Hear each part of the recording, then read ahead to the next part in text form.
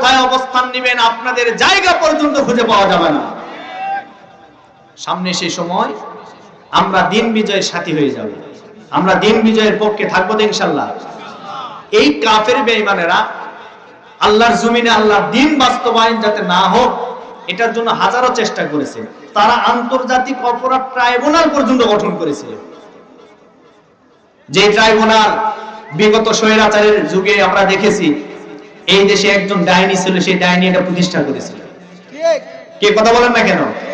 যে আন্তর্জাতিক ট্রাইব্যুনাল এখন নয়, সেই যুগে হয়েছে। প্রথম এক প্রতিষ্ঠাতা ছিল আবু জেহেল। নাম কি? আরো জোরে বলেন। আবু জেহেল প্রথম আন্তর্জাতিক অপরাধ ট্রাইব্যুনাল গঠন করেছে। সুতরাং এই আন্তর্জাতিক অপরাধ ট্রাইব্যুনাল গঠন করলে হবে কি, আমরা দেখেছি যে আবু জেহেল আন্তর্জাতিক অপরাধ ট্রাইব্যুনাল করে আমার রাসূলের বিচার করার জন্য চেষ্টা করেছিল। সেই আন্তর্জাতিক অপরাধ ট্রাইব্যুনাল আবু জেহেলের বিপক্ষে চলে গিয়েছিল। আজও বাংলার জমিনে আমরা দেখেছি যারা আন্তর্জাতিক অপরাধ ট্রাইব্যুনাল গঠন করে আলিমদেরকে ফাঁসির কাস্টে ঝুলিয়েছে, নিরীহ মানুষদেরকে জেলখানায় বন্দী করে রেখেছিল, সেই ট্রাইব্যুনালে তাদের ফাঁসির রায় হয়ে গেছে। আজও সেই ফাঁসির দড়ি আছে, আজও সেই ট্রাইব্যুনাল আছে। শুধুমাত্র একজন নাই, সেই বুবুর অপেক্ষায় বাংলাদেশ অপেক্ষা করছে। কথা বলেন ঠিক কিনা? আমরা চাই বুবুকে দেশে এনে ফাঁসি দেওয়া হোক, এটাকে আমরা চাই না? হ্যাঁ, মাঝে মধ্যে আসতে চেয়েছিল, এখন একটু ফুটুর পাটুর বন্ধ হয়ে গেছে। আমরা বলে আসেন আসেন, খেলা হবে। কি কথা বলেন? খেলা হবে। আপনি দেশে আসেন, 18 কোটি মানুষ আপনাকে আর কোনোদিন এই বাংলার জমিনে ঢুকতে দিবে না। আপনি যদি আসতে চান আমার আবু সাইদ ভাইকে ফিরিয়ে দিতে হবে, আমাদের কোরআনের মুফাসসির আল্লামা সাঈদীকে ফিরিয়ে দিতে হবে, মাওলানা গোলাম আজমকে ফিরিয়ে দিতে হবে। কথা বলেন ঠিক কিনা? এই সমস্ত মানুষদেরকে ফিরিয়ে দিয়ে তারপরে বাংলার জমিনে আসেন। এরপরে বাংলার জমিন বাংলার মুসলমানরা গ্রহণ করবেন। নচেত আপনার জন্য আয়না ঘর আমরা তৈরি করে রেখেছি, কোনদিন আসতে পারবেন না। আমার ভাইরা, আন্তর্জাতিক অপরাধ ট্রাইব্যুনাল গঠন করছে আবু জেহেল সর্বপ্রথম। গঠন করার পরে বিচারক, সিরিয়া থেকে বিচারক তিনি নিয়োগ দিয়েছেন। তার নাম ছিল বাদশাহ হাবিব বিন মালিক। জোরে বলেন, নাম কি? হাবিব বিন মালিককে যখন আমন্ত্রণ জানানো হলো, হাবিব বিন মালিককে বলা হলো মক্কার জমিনে একজন দেশ বিরোধী যুবক আছে, রাষ্ট্র বিরোধী একজন মানুষ আছে, তার বিচার আপনাকে এই ট্রাইব্যুনালে করতে হবে।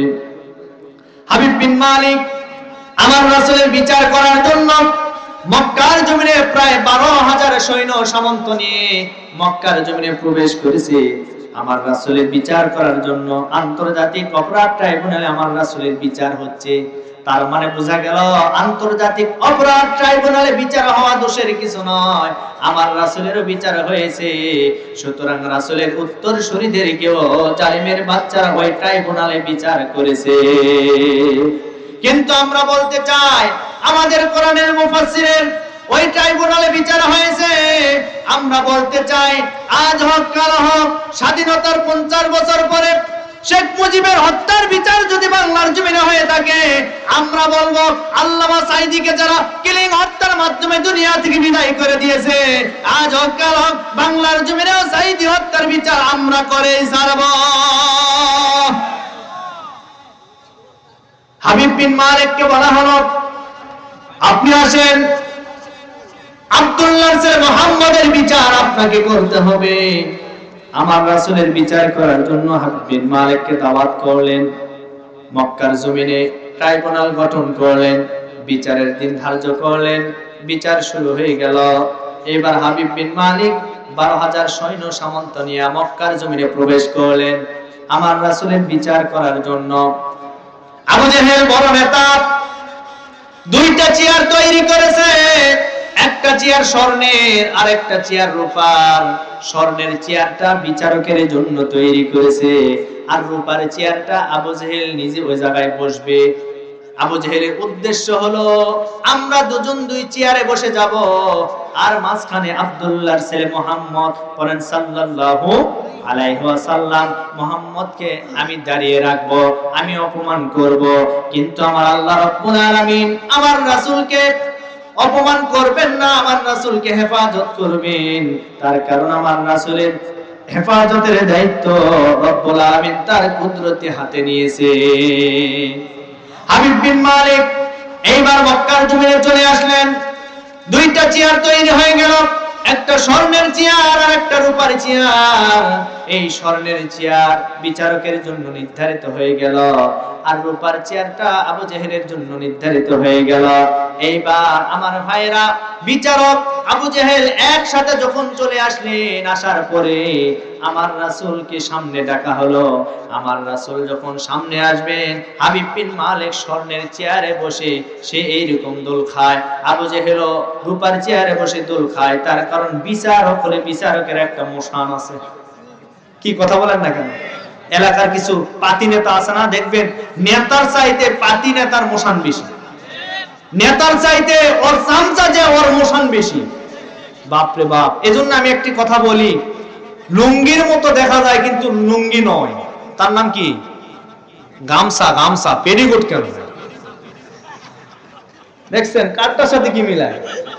লুঙ্গির মতো দেখা যায়, লুঙ্গি নয়, তার নাম গামছা।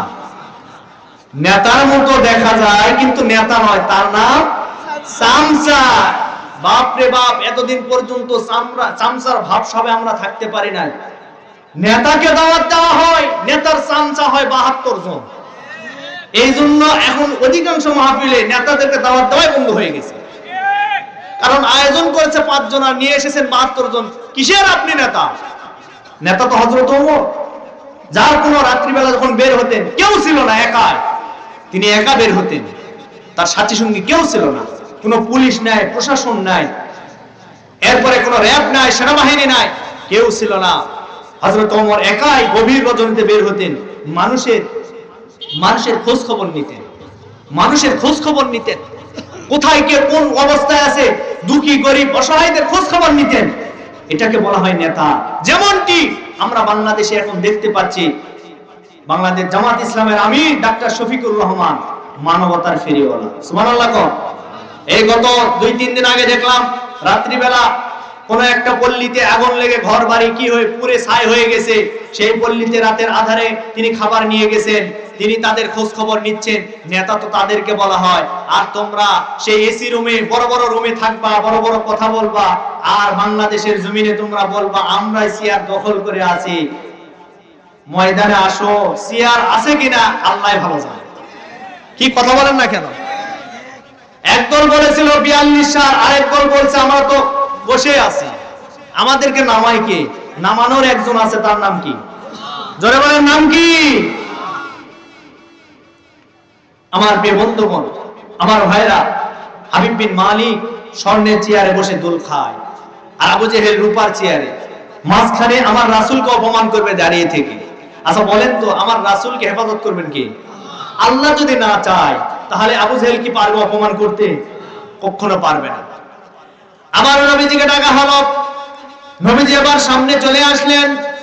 সামনে আসার সাথে সাথে এইবার হাবিব বিন মালিক তার স্বর্ণের চেয়ার থেকে আমার রাসূল দূর থেকে যখন আসতেছিল, এমন ভাবসাব নিয়ে আমার রাসূল সিংহ শাবকের মতো একেবারে বিশাল একটা দেহ নিয়ে হাবিব বিন মালিকের সামনে যখন চলে আসলো, আমার রাসূলের চেহারা মোবারক দেখার সাথে সাথে হাবিব বিন মালিক এই স্বর্ণের চেয়ার থেকে দাঁড়িয়ে গেছে। যখন দাঁড়িয়ে গেছে, দাঁড়িয়ে যাওয়ার পরে এখন বিচারক যখন দাঁড়াইছে, বলেন তো তার চামচা আবু জেহেল কি আর বসে থাকতে পারে? আবু জেহেলও দাঁড়াইছে, বিচারকও দাঁড়িয়ে গেছে, আবু জেহেলও দাঁড়িয়ে গেছে। দাঁড়ানোর পরে আমার ভাইরা, আমার রাসূলের চেহারা এত সুন্দর ছিল, আমার রাসূলের চেহারায় হাবিব বিন মালিক প্রেমে পড়ে গেলেন।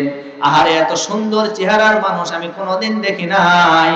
কিন্তু আবু জেহেল তো আমার কাছে বলেছে মক্কার জমিনে একটা পাগল আছে, পাগল যে হয় তার মাথার চুলগুলি উস্কো খুস্কো হয়, পাগল যে হয় তার পরনের কাপড়গুলি ছিঁড়া হয়। কিন্তু যেই মানুষটাকে আমি দেখলাম, এত সুন্দর মানুষ এই পৃথিবীর জমিনে একটাও আমার চোখে পড়ে নাই। এত সুন্দর মানুষকে আমি দেখলাম। হাবিব বিন মালিক আমার রাসূলের চেহারার দিকে ফেল ফেল ফেল ফেল করে তাকায় আছে। তার কারণে পৃথিবীর জমিনে আল্লাহ রাব্বুল আলামিন দুইজন মানুষকে সবচাইতে সুন্দর চেহারার অধিকারী বানিয়েছেন। এক নাম্বার হচ্ছে আমার আপনার নবী মুহাম্মাদুর রাসূলুল্লাহ সাল্লাল্লাহু আলাইহি ওয়াসাল্লামকে আল্লাহ এত সুন্দর করে বানিয়েছেন। আম্মা জান আয়েশা সিদ্দিকা রাদিয়াল্লাহু তাআলা থেকে বর্ণিত হাদিস, আম্মা জান আয়েশা বলেন আমার রাসূলের চেহারা এত সুন্দর ছিল, আমি সন্ধ্যাবেলা ঘরের ভিতরে মাগরিবের নামাজের পরে আমি খাতা সেলাই করতেছিলাম, এমন সময় আমার হাত থেকে সুইটা মাটিতে পড়ে গেল। মাটিতে পড়ে যাওয়ার পরে আমি লক্ষ্য করে দেখলাম, আমি সুইটা খুঁজতেছিলাম, কোথাও খুঁজে পেলাম না। কিন্তু আমি কিছুক্ষণ পরে লক্ষ্য করে দেখলাম রাসূল আমার ঘরে যখন আগমন করলেন, আমার ঘরে যখন চলে আসলেন, আসার পরে আমি তাকায় দেখলাম নবীজির নূরের, নবীজির চেহারার এত নূর, এত তাজাল্লি, নবীজির ওই চেহারার নূর দ্বারা আমার পুরো ঘরটা একেবারে আলোকিত হয়ে গেল। আমার রাসূলের চেহারার আলোয় আমি আমার হারানোর সুইটা আস্তে করে আমি খুঁজে পেলাম। এত সুন্দর চেহারার অধিকারী ছিল। সাহাবায়ে কেরামরা আসহাবে সুফফার ভিতরে যে সমস্ত সাহাবীরা ছিল, ওই সমস্ত সাহাবীরা অনেক সময় না খেয়ে থাকতো, একদিন দুই দিন তিন দিন পর্যন্ত না খেয়ে থাকতো। এই না খেয়ে থাকা অবস্থায় একবার যখন আমার নবীজির চেহারার দিকে তাকায়া দেখতেন, আমার নবীজিকে যখন দেখতেন, দেখানোর সাথে সাথে তাদের 3 দিনের না খাওয়া শরীরটা একেবারে রব্বুল আলামিন শক্তিশালী বানায় দিত। এত সুন্দর চেহারার মানুষ ছিল আমার রাসূল, এত সুন্দর চেহারার মানুষ ছিল। হাবিব বিন মালিক দাঁড়িয়ে গেলেন, দাঁড়ানোর পরে বললেন আমি আবু জেহেলের কাছ থেকে আপনার নামে এত কথা শুনলাম, আপনাকে মিথ্যাবাদী বলা হয়েছে, আপনাকে জাদুকর বানানো হয়েছে, আপনাকে গণক বানানো হয়েছে, কিন্তু আমি লক্ষ্য করে দেখলাম আপনার চেহারার ভিতরে এই রকম কোনো ছাপ পাওয়া যায় নাই। আপনি যদি জাদুকর হতেন আপনার চেহারার ভিতরে ছাপ থাকতো, আপনি যদি পাগল হতেন আপনার চেহারার ভিতরে ছাপ থাকতো। তার কারণে এই পৃথিবীর জমিনে যারা ঈমানদার হয়, যারা নামাজি হয়, তাদের চেহারার ভিতরে আলাদা একটা নূর থাকে। আপনি দেখবেন যারা নামাজি, যারা 5 ওয়াক্ত নামাজ পড়ে, যদিও চেহারা কালো, কিন্তু চেহারার ভিতরে তাকায় দেখবেন একটা নূরের আলো পাওয়া যায়। কিন্তু যারা নামাজ পড়ে না, যারা দিন মানে না, যারা ধর্ম মানে না, তাদের চেহারার ভিতরে আপনি তাকায় দেখবেন তাদের চেহারা যদিও সুন্দর, কিন্তু চেহারার ভিতরে তাকায় থাকলে দেখা যায় তাদের চেহারার ভিতরে একেবারে চোর চোর একটা ভাব দেখা যায়। কি কথা বলেন না কেন? কি কষ্ট হয়? কষ্ট হয়। আর 10 মিনিট চলবে তো চলবে। লিল্লাহি তাকবীর, লিল্লাহি তাকবীর। আমার ভাইরা, এই জন্য বলি এই সমাজের ভিতরে যারা নামাজি হবে, যারা তাহাজ্জুদ গুজারি হবে, এদের চেহারা কিন্তু টলটলা হবে। আপেল কুল বড়ই আছে, বড়ের মতো তাদের চেহারা হবে, আপেলের মতো তাদের চেহারা হবে। আর যারা চোর ডাকাত বাটপার, যারা দুর্নীতিবাজ, যারা জিনাখোর, এদের যদিও টাকা পয়সা থাকতে পারে, কিন্তু চেহারার ভিতরে তাকাইলেই মনে হবে সমাজের সবচেয়ে বড় ডাকাত। আমার রাসূলের চেহারার দিকে তাকায় হাবিব বিন মালিক বলছেন আপনার নামে বহু অপবাদ শুনলাম, বহু কথা শুনলাম, কিন্তু আপনাকে দেখার পরে আমার মনে হয়েছে না আপনি এগুলির সাথে কোনো আপনার সম্পর্ক নাই, আপনি কোনোদিন পাগল হতে পারেন না, আপনি কোনোদিন জাদুকর হতে পারেন না। আমার ভাইরা, আমার রাসূলকে কিন্তু ওই কাফের বেঈমানেরা বলেছিল আব্দুল্লাহর ছেলে মুহাম্মদ বড় একটা জাদুকর। কি কথা বলেন না কেন? কিন্তু আমার রাসূল কি জাদুকর ছিলেন? আমার রাসূল জাদুকর ছিলেন না, বরং আমার রাসূলকে বিভিন্ন সময় জাদু করা হয়েছিল। আমার রাসূলকে জাদু করা হয়েছিল। আমার রাসূলকে জাদু করার পরে নবীজি উঠতেও পারেন না, শরীরে প্রচন্ড জ্বর এসেছে। এমন সময় জিবরিল আমিন ফেরেশতা এসে ওহী নাযিল করে জানাই দিলেন, হে নবী, আপনাকে জাদু করা হয়েছে, আপনি তো উঠতেও পারবেন না, চলতেও পারবেন না। সুতরাং আপনি যদি উঠতে চান তাহলে এই মুহূর্তে আমি আল্লাহর পক্ষ থেকে আপনার প্রতি 2টা সূরা নিয়ে এসেছি, একটা সূরা নাস আর একটা সূরা ফালাক। এই সূরা নাস আর ফালাক পড়ে আপনি আপনি ওই যে কূপের ভিতরে আপনাকে জাদু করা হয়েছে, একটা রশি গিট মেরে দেওয়া হয়েছে, আপনি ওই গিটের ভিতরে একটা একটা করে ফু মারবেন, গিটগুলি খুলে যাবে। গিটগুলি খুলে যাওয়ার সাথে সাথে আপনিও পরিপূর্ণ সুস্থতা লাভ করবেন। এজন্য আমার ভাইরা, আমাদের সমাজে জাদুবিদ্যা আছে না নাই? এই জাদুবিদ্যা করা এটা কুফরি কাজ। আর যারা কুফরি করে কোরআনের কথা হলো তারা সরাসরি কাফের। কথা বলেন, এই জন্য জাদুবিদ্যা করা যাবে, এটা কুফরি কাজ। কুফরি যারা করে এরা কাফের। আমার সমাজের ভিতরে এমন কিছু মানুষ আছে, এমন কিছু যুবক ভাইরা আছে যারা বিভিন্ন কবিরাজের কাছে যায়, হেকিমের কাছে যায় বান্ধবীকে পাওয়ার জন্য, তাবিজ করার জন্য। কি কথা বলেন? এইরকম কিছু যুবক আছে। যুবক ভাইদেরকে বলে, যুবক ভাইরা, বান্ধবীকে লাইন মারার জন্য, পাওয়ার জন্য তাবিজ কবজ করা লাগবে না। যদি বান্ধবীকে পাইতে চাও, তাহাজ্জুদের জায়নামাজের সিজদায় পড়ে যাও, আল্লাহকে ডাকো, আল্লাহর কাছে তুমি আবেদন করো, আল্লাহকে বলো, আল্লাহ তোমার মনের আশা কবুল করে দিবে। আল্লাহ সব পারেন, মাখলুক কিছু করতে পারেন না। আল্লাহ সব পারেন কি পারেন না? আল্লাহ সব কিছু পারেন, আল্লাহ সব বোঝেন। মনে হয় আল্লাহর শক্তি এখন কম হয়ে গেছে, আল্লাহ মনে হয় একটু দুর্বল হয়ে গেছে নাকি? হ্যাঁ, আল্লাহর শক্তি সে আমলে যে এরকম ছিল এখনো আছে, কিয়ামত পর্যন্ত, কিয়ামতের পরেও থাকবে। কিয়ামতের ময়দানে আমরা তো আল্লাহকে কোনোদিন দেখি নাই, দেখেছি? জোরে বলেন, দেখবো কোন দিন? যখন মানুষেরা জান্নাতে যাবে, জান্নাতে যাওয়ার পরে আল্লাহকে দেখবে, জান্নাতের সমস্ত নাজ নিয়ামত যখন উপভোগ করবে, উপভোগ করার পরে আল্লাহ প্রশ্ন করবেন, বান্দারে, আমি তোমাদেরকে বলেছিলাম যে আমি তোমাদের সব দিব, তোমরা কি আজকে সবকিছু পেয়েছো? জান্নাতের বান্দা বান্দিরা সব নিয়ামত পাওয়ার পরে বলবেন, আল্লাহ সব পাইলাম, কিন্তু একটা কিছু এখনো আমরা পাই নাই, সেটা হলো আল্লাহ, দুনিয়াতে আপনাকে না দেখে আমরা নামাজ পড়েছি, দুনিয়াতে না দেখে আপনার জন্য আমরা জীবন দিয়েছি, দুনিয়াতে আপনাকে না দেখে আমরা সব কিছু আপনার জন্য করেছি। আল্লাহ, আজকে এই জান্নাতের ভিতরে একটা বার আমরা আপনাকে দেখতে চাই। আল্লাহ তখন বলবেন, আমাকে দেখলেই কি তোমাদের সব আশা মিটে যাবে? বলে, হ্যাঁ, আপনাকে দেখলে আমাদের সব আশা মিটে যাবে। তো ঠিক আছে, তোমরা প্রস্তুতি নাও, তোমরা প্রস্তুতি গ্রহণ করো।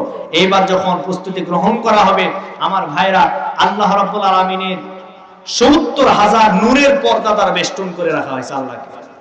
আল্লাহ ৭০,০০০ নূরের পর্দা আল্লাহকে বেষ্টন করে রেখেছেন। এই ৭০,০০০ নূরের পর্দার ভিতরে একটা পর্দার সামান্য একটা অংশ যখন আল্লাহ যখন উঠাবেন, উঠানোর সাথে সাথে হাজার হাজার বছর কেটে যাবে, জান্নাতবাসীরা শুধু হা করে তাকিয়ে থাকবেন, আল্লাহু আকবার, আল্লাহকে দেখার জন্য তারা হা করে থাকবে।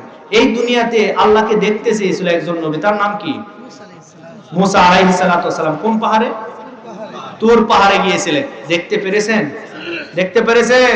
আল্লাহ যখন পর্দা উঠায় দিলেন, সাথে সাথে পাহাড় একেবারে পুরো সুরমা হয়ে গেল। সব ক্ষমতা কার? আরো জোরে বলেন, আল্লাহর ক্ষমতা। আমার ভাইয়েরা, এজন্য আমি আপনাদেরকে বলি, আপনার যাবতীয় সমস্যা আপনি আল্লাহকে বলুন, আল্লাহ রাব্বুল আলামিন আপনার চাহিদা মিটায় দিবেন। আল্লাহ সব কিছু পারেন, আপনি কিছু পারবেন না। আপনার ব্যবসায় বরকত দরকার, আপনি নামাজের মুসল্লায় দাঁড়িয়ে যান। আপনার শরীর অসুস্থ, আপনি সুস্থতা চান, আপনি নামাজের মুসল্লায় দাঁড়িয়ে যান। আপনার জীবনে উন্নতি হয় না, আপনার জীবনে কোনো রিজিক আসে না, আপনি নামাজের মুসল্লায় দাঁড়িয়ে যান। আল্লাহর নবী বলেন, যারা 5 ওয়াক্ত নামাজ পড়বে এদের জীবনে কোনোদিন রিজিকের অভাব হবে না। সুবহানাল্লাহ, আসতে পড়েন। এদের জীবনে কোনোদিন রিজিকের অভাব হবে না। যারা 5 ওয়াক্ত নামাজ পড়বে, এই সমস্ত মানুষগুলি আল্লাহ রাব্বুল আলামিনের জিম্মায় থাকে, এদেরকে আল্লাহ আসমান দ্বারা সাহায্য করে। কিন্তু আজ দুঃখজনক হলেও সত্য কথা, আমরা নবীর উম্মত বলে দাবি করি, কিন্তু আজকে আমরা 5 ওয়াক্ত নামাজ পড়ি না। কথা বলেন ঠিক কি না? নামাজ পড়ার দরকার আছে না নাই? নামাজ কোরআনে কারীমের ভিতরে নামাজ পড়ার কথা আসে নাই, বরং এসেছে আকিমুস সালাহ, নামাজ কায়েম করো। এই যে আমরা এত ওয়াজ মাহফিল বক্তৃতা দিয়ে আমরা এই সমাজে নামাজ কায়েম করতে পারবো না। নামাজ কায়েম করতে গেলে একটা আইন লাগবে, সেই আইনের নাম কি? এই জোরে বলেন, নাম কি? ইসলাম ইসলাম যদি কায়েম হয়ে যায়, এই সমাজের ভিতরে আমরা সকলে নামাজি হয়ে যাব। দেখেন ইসলাম যদি কায়েম হয়, আজকে মুয়াজ্জিনেরা আজান দিতে দিতে গলা ফেটে যাচ্ছে। ইসলাম যদি কায়েম হয়ে যায়, আজান দিয়ে আর গলা ফেটে মুসল্লিদেরকে ডাকা লাগবে না, বরং এমন সময় আসবে এই মুসল্লিরাই দেখবেন রাত 4টার দিকে ইমাম সাহেবকে গিয়ে ডেকে তুলবে। যদি ইসলাম কায়েম হয়ে যায়, ইসলাম আছে যেখানে শান্তিও সেখানে, ইসলাম নাই যেখানে শান্তি নাই সেখানে। এজন্য ইসলামী দলের ভিতরে দেখবেন নেতৃত্ব নিয়ে কোনোদিন একটা কোনো দ্বন্দ্ব আপনি দেখাতে পারবেন না। নেতৃত্ব নিয়ে কোনো দ্বন্দ্ব নেই, কারণ দলের ভিতরে ইসলাম আছে। আর অন্যান্য দলের দিকে আপনি তাকান, সামান্য একটা নেতা নির্বাচন নিয়ে যত মারামারি, যত গন্ডগোল, কারণ কি জানেন? কারণ তাদের ভিতরে ইসলাম নাই। কি নাই? ইসলাম না থাকার কারণে তাদের এই সমস্যা। অতএব আমরা বলি, এই দেশের ভিতরে যারা বলে, আমরা বলতে চাই, এই দেশের ভিতরে যারা বিভিন্ন পর্যায়ে রাজনীতি করে, তাদেরকে আমরা বলতে চাই, আজ আমরা এই বাংলাদেশের স্বাধীনতার প্রায় 52 বছর পার হয়ে গেল, আমরা দেখেছি এই দেশের ভিতরে আওয়ামী লীগ ক্ষমতায় ছিল, বঙ্গবন্ধুর আদর্শ কায়েম করেছে। এই দেশের ভিতরে বিএনপি ক্ষমতায় ছিল, তারা জিয়াউর রহমানের আদর্শ বাস্তবায়ন করেছে। এরশাদ চাচা ছিল, এরশাদের আদর্শ বাস্তবায়ন করেছে। কিন্তু আমরা বলতে চাই, ইসলামপন্থীরা এই দেশে যদি একবার এই দেশের নেতৃত্ব যদি পেয়ে যায়, তাহলে এই দেশে সাইদি সাহেবের আদর্শ বাস্তবায়ন করবে না, মওদুদির আদর্শ বাস্তবায়ন করবে না। ইসলামপন্থীরা আল্লাহর নবীর আদর্শ বাস্তবায়ন করতে চায়।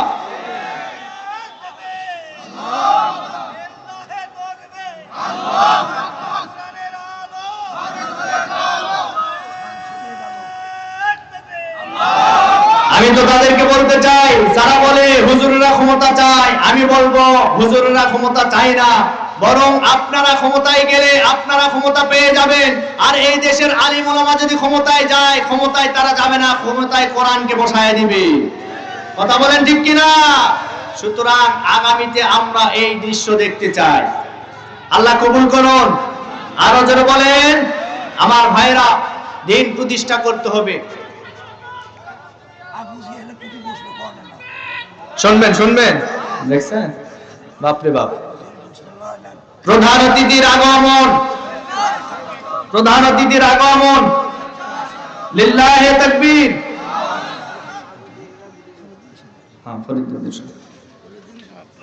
ফরিদউদ্দিন সরকার সাহেবের আগমন মাহফিল কমিটির পক্ষ থেকে, এলাকাবাসীর পক্ষ থেকে লিল্লাহে তাকবীর। আলহামদুলিল্লাহ। আমাদের সম্মানিত প্রধান অতিথি, আসসালামু আলাইকুম, কেমন আছেন? প্রধান বক্তার তাকবীর মারা লাগবে, আমাকে মারলে হবে।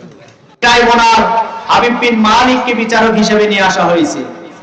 আমার প্রিয় বন্ধুগণ, বিচার করবে। হাবিব বিন মালিক দাঁড়িয়ে গেলেন, আবু জেহেল দাঁড়িয়ে গেলেন। এমন সময় হাবিব বিন মালিক ডাক দিয়ে বলেন, আপনাকে দেখার পরে আমার মনে হয়েছে আপনার চেহারার ভিতরে চোরের কোনো ছাপ নাই, আপনার চেহারার ভিতরে নারী ধর্ষণের কোনো ছাপ নাই, আপনার চেহারার ভিতরে পাগলের কোনো ছাপ নাই। নিঃসন্দেহে আমার প্রথমে বিশ্বাস হয়ে গেছে আপনি যে আল্লাহর পয়গাম্বর, এটা আমি এই মুহূর্তে মেনে নিলাম। আপনি যে আল্লাহর পয়গাম্বর মেনে নিলাম। মেনে নেওয়ার পরে এখন বললেন, এই সমাবেশের ভিতরে আমি আপনাকে সম্মানিত বানাতে চাই। এবার হাবিব বিন মালিক আস্তে করে তার স্বর্ণের চেয়ারটা আমার রাসূলকে দান করলেন আর বললেন, এই মুহূর্তে আপনি স্বর্ণের চেয়ারে বসে যাবেন। আল্লাহু আকবার। স্বর্ণের চেয়ারে বসলেন। আবু জেহেল দাঁড়িয়ে আছে। আবু জেহেল চিন্তা করলেন, আমি বিচারপতিকে দাওয়াত দিয়ে আমার এই ট্রাইব্যুনালে ডেকে এনেছি, তাকে আমি তো অপমানিত করতে পারবো না, তাকে তো দাঁড়িয়ে রাখতে পারবো না। যেহেতু বিচারক নিজে এখন আসামিকে চেয়ারে বসায় দিয়েছেন। আল্লাহু আকবার। সম্মানের মালিক কে? আমার ভাইরা, আবু জেহেল এইবার আস্তে করে হাবিব বিন মালিককে বললেন, একটা চেয়ার ফাঁকা, এই মুহূর্তে আপনি চেয়ারে বসে যান। আল্লাহ বললেন, ও আবু জেহেল, তুমি চেয়েছিলে আমার বন্ধুকে অপমান করতে, কিন্তু আমি এই মুহূর্তে তোমাকে দাঁড়িয়ে থেকে তোমাকে অপমান করলাম। আল্লাহু আকবার। আমার ভাইরা, এই দেশের ভিতরে আলিমদেরকে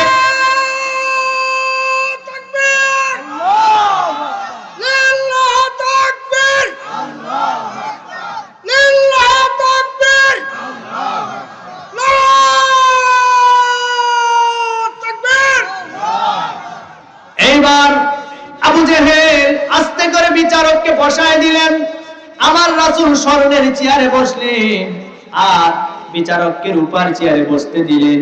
মাঝখানে দাঁড়িয়ে থাকলেন আবু জেহেল, মাঝখানে দাঁড়িয়ে থাকলেন। আল্লাহ অপমান করলেন, তার মানে আল্লাহ বুঝাইলেন আলিমদেরকে অপমান করে কোনো লাভ নাই, বরং যারা অপমান করতে চায় তাদেরকে অপমানিত হয়ে দুনিয়া থেকে বিদায় নেওয়া লাগবে। এজন্য আমরা দেখেছি এই দেশের ভিতরে একটা নেতার জানাজার নামাজের দৃশ্য আজ পর্যন্ত আমাদের সামনে আসে নাই, কিন্তু আমরা বলতে চাই রাজাকের ট্যাগ লাগিয়ে আল্লামা সাঈদীকে যারা বিচারের নামে প্রহসন করেছে, যারা মিথ্যা মামলা দিয়া 13 বছর জেলখানায় বন্দী করে রেখেছিল, এরপর সাঈদী সাহেবের যেই জনপ্রিয়তা ছিল, জনপ্রিয়তা কমাইতে পারে নাই। মৃত্যুর পরে লক্ষ লক্ষ মানুষ তার জানাজার নামাজে উপস্থিত হয়েছে। জনপ্রিয়তা কি কমেছে? কমাতে পারবে? আলিমদের জনপ্রিয়তা বাড়াই দিবেন কি? জোরে বলেন। হাবিব বিন মালিক বললেন, আমি আপনাকে এই মুহূর্তে কিছু প্রশ্ন করতে চাই, যেহেতু আমাকে ডেকে আনা হয়েছে, এর ভিতরে আমি আপনাকে একটা প্রশ্ন করব। আপনাকে আমি একটা প্রশ্ন করতে চাই, এই একটা প্রশ্নের যদি উত্তর দিতে পারেন তাহলে আপনাকে আমি 2 নম্বরে প্রশ্ন করব। এই 2টা প্রশ্নের যদি আপনি জবাব দিতে পারেন, আমি বলে গেলাম আমার এই 12,000 সৈন্য সামন্ত যা আছে সব সহকারে আমি এই মুহূর্তে এই সমাবেশের ভিতরে আপনার হাতে হাত রেখে আমি কালেমা পড়ে মুসলমান হয়ে যাব। এবার বললেন ঠিক আছে, আপনার প্রশ্ন করুন। প্রশ্ন এবার শুরু হয়ে গেল। 1 নম্বর প্রশ্ন, 1 নম্বর প্রশ্ন শুরু হয়ে গেল। আপনি এই মুহূর্তে বলুন তো আমাদের অন্তরের খবর, আমার অন্তরের খবর, আমার অন্তরের ভিতরে এই মুহূর্তে কোন জিনিসটা বড় আকাঙ্ক্ষিত, আমার অন্তরের ভিতরে বড় আফসোস হয়, সব সময় একটা আফসোস হয়, এই খবরটা আপনাকে বলতে হবে। আবু জেহেল মুস্কি মুস্কি হাসে, কাম তো সেরে গেছে।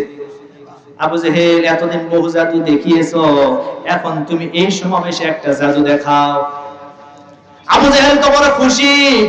এইদিকে জিবরিল আমিন ফেরেশতা রাসূলের কাছে আসলেন, কারণ আমার নবীজি একটা কথাও নিজের থেকে বলেন নাই, বরং যতক্ষণ পর্যন্ত আল্লাহর ওহী নাজিল না হয়েছে আল্লাহ জিবরাইল ফেরেশতাকে পাঠিয়ে দিলেন, যাও আমার বন্ধুর কাছে যাও, বাদশার মনের খবরটা তাকে কানে কানে বলে দাও। জিবরিল ফেরেশতা আসলেন, আমার রাসূলের কানে কানে বললেন, ওগো হাবিব, আপনার বিচার করার জন্য যেই বিচারকটা সেই সিরিয়া থেকে এসেছে তার নাম বাদশা হাবিব বিন মালিক। এই হাবিব বিন মালিকের অন্তরের খবর আপনি তো জানেন না। তার অন্তরের খবর হলো তার বিশাল বড় সাম্রাজ্য, সে এখন প্রধানমন্ত্রীর দায়িত্বে আছে, সে এখন বাদশার দায়িত্বে আছে। এখন এই মুহূর্তে তার একটা মেয়ে আছে, যেই মেয়েটা পঙ্গু, যেই মেয়ে চলতে পারে না, উঠতেও পারে না, তার কোনো ছেলে সন্তান নাই। তার মনের ভিতরে বারবার আশঙ্কা হয় আমার মৃত্যুর পরে আমার রাজত্ব কে পরিচালনা করবে, কে পরিচালনা করবে। এই চিন্তায় চিন্তায় সে প্রতিদিন দিন পার করে, রাত পার করে। এই কথাটা আপনি বাদশাকে বলে দেন। এইবার বাদশাকে ডাক দিয়ে বলে, ও বাদশা, আপনার অন্তরের খবর আমি আপনাকে বলতে পারবো, তবে আপনাকে শর্ত দিতে হবে। আপনি যদি জানেন, আপনি যদি আমার উত্তর পেয়ে যান, উত্তর পাওয়ার পরে আপনাকে শর্ত দিতে হবে, আপনি কালেমা পড়ে মুসলমান হয়ে যাবেন। হাবিব বিন মালিক বললেন, একটা নয়, আমি 2টা প্রশ্ন আপনাকে করেছি, আপনাকে করব।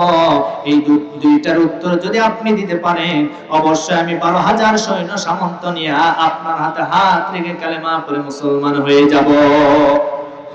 এর ভিতরে একটা প্রশ্ন আপনি বলুন। নবীজি আবার ডাক দিয়ে বললেন, বাদশা মহোদয়, আপনার অন্তরের খবর হলো আপনি এই মুহূর্তে বড় চিন্তায় আছেন, বড় টেনশনে আছেন। আপনি বিশাল বড় একটা রাজ্যের বাদশা, আপনি বাদশাহী অবস্থায় আছেন, কিন্তু আপনার দেশের নিয়ম হলো আপনি মারা যাওয়ার পরে আপনার উত্তরাধিকারী হিসেবে আপনার সন্তানেরা পাবে, কিন্তু আপনার কোনো ছেলে সন্তান নাই, আপনার একটা মেয়ে, সেই মেয়েটাও আবার পরিপূর্ণ না, যেই মেয়ে উঠতেও পারে না, চলতেও পারে না, অসুস্থ অবস্থায় আছে। এখন আপনার বারবার চিন্তা হয় আপনি মারা যাওয়ার পরে আপনার রাষ্ট্র পরিচালনা কে করবে, কে করবে। এই চিন্তায় আপনার রাতেও ঘুম হয় না, দিনেও ঘুম হয় না। এই চিন্তাটা সব সময় আপনার অন্তরের ভিতরে নাড়া দেয়। তখন হাবিব বিন মালিক বললেন, এই অন্তরের খবর আল্লাহর পক্ষ থেকে ওহীর মাধ্যমে না আসা পর্যন্ত কেউ বলতে পারবে না, পারবে না। যেহেতু আপনি এখন মনের কথা বললেন, আপনি 50% পাস করে ফেলেছেন, অতএব আমি আরেকটা প্রশ্ন আমাকে করব, আপনাকে করব, এইটার যদি উত্তর আপনি দিতে পারেন, আমি এই সবাই মিলে আমরা কালেমা পড়ে মুসলমান হয়ে যাব। এইবার নবীজি বললেন, আপনার 2 নাম্বার প্রশ্ন কি আপনি বলুন। 2 নাম্বার প্রশ্নের কথা বললেন। 2 নাম্বার প্রশ্ন হলো, আপনি এই মুহূর্তে আসমানের যে চাঁদ আছে, চাঁদকে দ্বিখণ্ডিত করে দেখাতে হবে। আল্লাহু আকবার। এই কথা যখন বললেন, আবু জেহেল পাশে ছিল, আবার মুসকে মুসকে হাসে, যে কাম এবার সারছে। মুহাম্মদ, দেখি তোমার জাদু দুনিয়াতে তুমি অনেক জাদু দেখিয়েছো, আসমানে তো আর জাদু দেখাতে পারবে না, এইবার তুমি কেমনে জাদু দেখাবে আমি একটু দেখতে চাই। আমার ভাইরা, আমার নবীজি পারবে কি পারবে না? এ কথা বলেন না কেন, পারবে কি পারবে না? সবাই হাত তুলে বলেন, পারবে কি পারবে না? লিল্লাহি তাকবীর। আমার নবীজি পারবে, কারণ আমার রাসূলের হাতের ভিতরে বরকত আছে না নাই? শুধু বরকত নাই, কেমন বরকত এবার শুনেন। আরেকটা ঘটনা মনে পড়ে গেল। আমার নবীজি কাবার চত্বরে একদিন বসে আছেন। আমার নবীজির আবু বকর সাথী বন্ধু কাবার চত্বরে আসলেন। হঠাৎ করে কোরআন তেলাওয়াত করার কারণে ওই কাফের বেঈমানেরা এসে আমার আবু বকরকে একেবারে ধরলেন। ধরার পরে মারতে আরম্ভ করলেন। মারতে মারতে এক পর্যায়ে আবু বকরের মুখটা থিতলা করে ফেললেন, মুখ থেকে রক্ত পড়তেছিল। এমন সময় কাফের বেঈমানেরা চলে গেলেন। যাওয়ার পরে আবু বকরকে আমার রাসূল জড়িয়ে ধরলেন। ধরার পরে আমার ভাইরা আবু বকর কান্নাকাটি শুরু করলেন।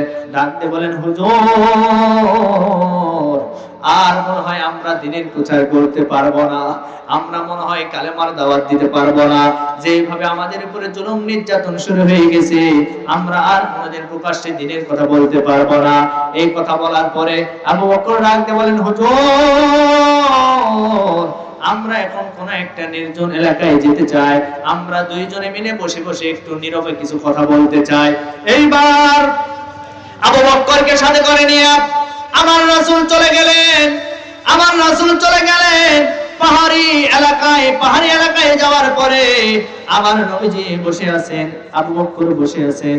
এমন সময় আবু বকর ডাকতে বলেন, হুজুর, লিল্লাহি তাকবীর, লিল্লাহি তাকবীর।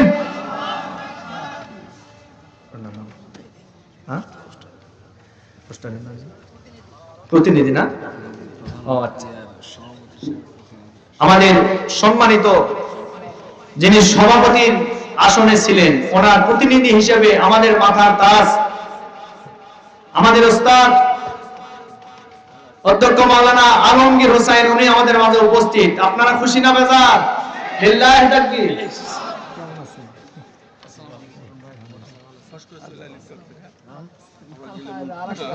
উনি বগুড়ার ওলামা শাখার সম্মানিত সভাপতি, আমাদের ওস্তাদ। আমরা ওলামা শাখার সদস্য, আমরা বিভিন্ন সময় ওনার কাছে ক্লাস নেই, বিভিন্ন উনি আমাদেরকে ক্লাস দেন। আমরা সেই ওস্তাদকে আজকে আলহামদুলিল্লাহ মঞ্চে পেয়েছি। আলহামদুলিল্লাহ, সকলে বলে আলহামদুলিল্লাহ। সম্মানিত ভাইরা আমার, যেহেতু উনিও এসেছেন, কথা বলবেন, আমি অল্প সময়ে শেষ করে দিই। কি কষ্ট হচ্ছে? এরপরে প্রধান বক্তা চলে আসবেন, আপনাদের মাঝে কথা বলবেন। আমাদের বাংলাদেশের সুপরিচিত কারি মাওলানা আব্দুল্লাহ আল আমিনের ছোট ভাই, আমার একান্ত শ্রদ্ধাভাজন বড় ভাই মাওলানা এম আব্দুল্লাহ আল মামুন, উনি ভাইয়ের মতো করে সুললিত কণ্ঠে কথা বলেন। ইনশাআল্লাহ আসবেন, উনি আমাদের মাঝে উপস্থিত, উনি কথা বলবেন।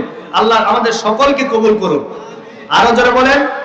সম্মানিত ভাইরা আমার, আমি রাসূলের হাতের মুজিজার কথা বলতেছিলাম, বরকতের কথা বলতেছিলাম। আমার রাসূল আবু বকরকে সাথে করে নিয়ে এইবার নির্জন পাহাড়ি অঞ্চলে চলে গেলাম। যাওয়ার পরে আবু বকর ডাক দিয়ে বলেন, হুজুর আমার তৃষ্ণা লেগেছে, আপনি যদি কোথা থেকে যদি আমাকে একটু কোনো পানি পান করাইতেন, আমার তৃষ্ণাটা নিবারণ করতাম। নবীজি ডাক দিয়ে বলেন, আবু বকর কোন দিকে তো আমি কোনো পানি দেখতে পাই না।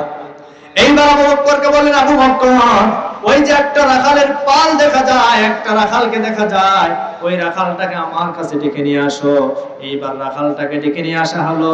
রাখালকে ডেকে আনার পরে রাখালকে নবীজি ডাকতে বলেন, রাখাল ওই যে উট ভেড়া বকরি দুম্বার পাল দেখতে পাচ্ছি, ওগুলির মালিক কি তুমি? রাখাল বলেন, না আমি একজন কর্মচারী, আমি মালিক না। এইবার বললেন, ঠিক আছে কোনো অসুবিধা নাই, আমি তোমার কাছে একটা ছাগি চাই, যে ছাগির মাধ্যমে আমি একটু দুধটা দহন করতে পারবো। তখন রাখাল ডাকতে বলেন, মালিক।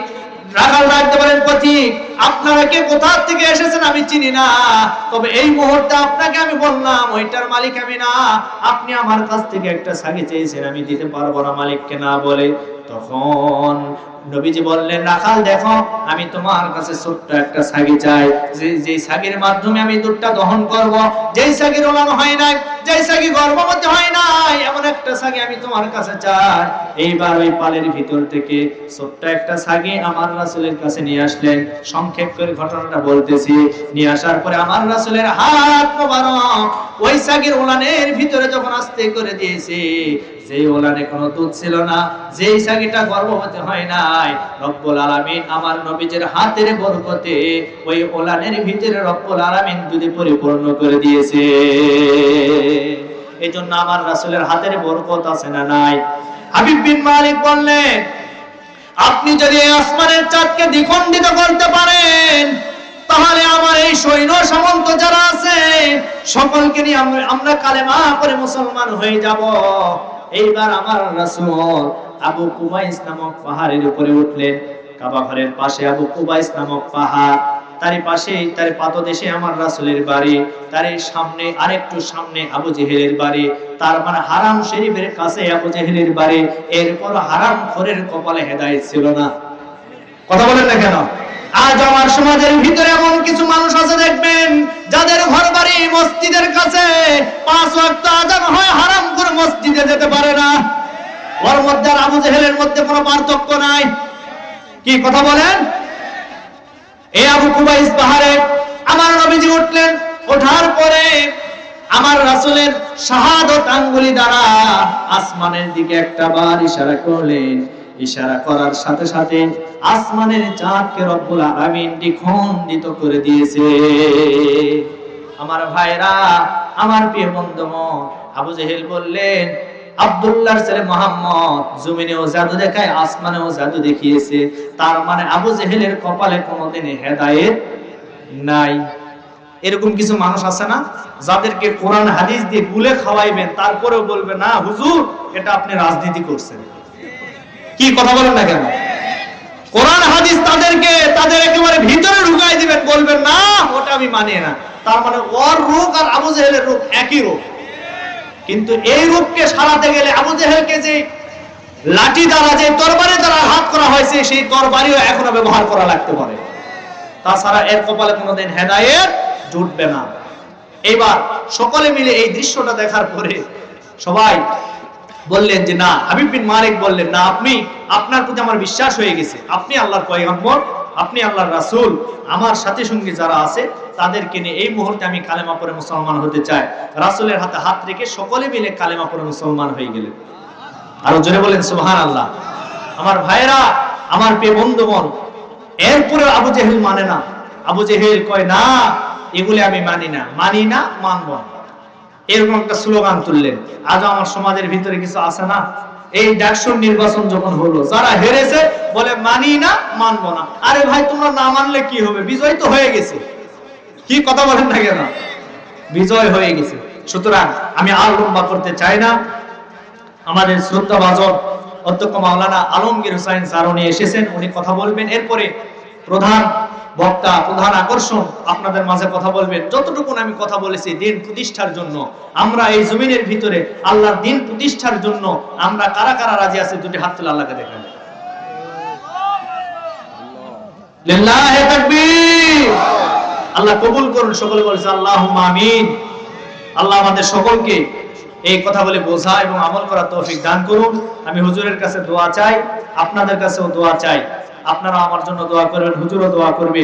আল্লাহ রাব্বুল আলামিন মুখলিস দাঈ হয়ে যেন এই কোরআনের খেদমত সারা পৃথিবী ব্যাপী করার তৌফিক দান করুন। সকলে বলছে আল্লাহুম্মা আমিন।